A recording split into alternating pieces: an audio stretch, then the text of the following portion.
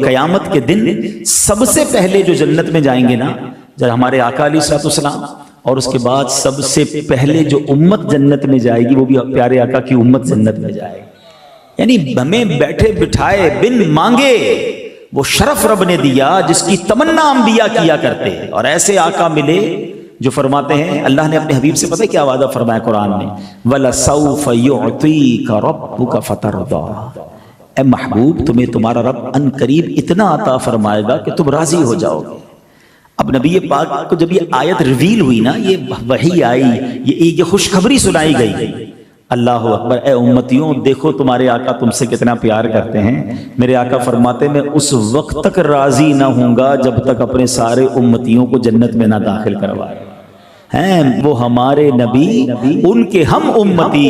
امتی تیری قسمت پہ لاکھوں سلام، میری خوش قسمتی میں تیرا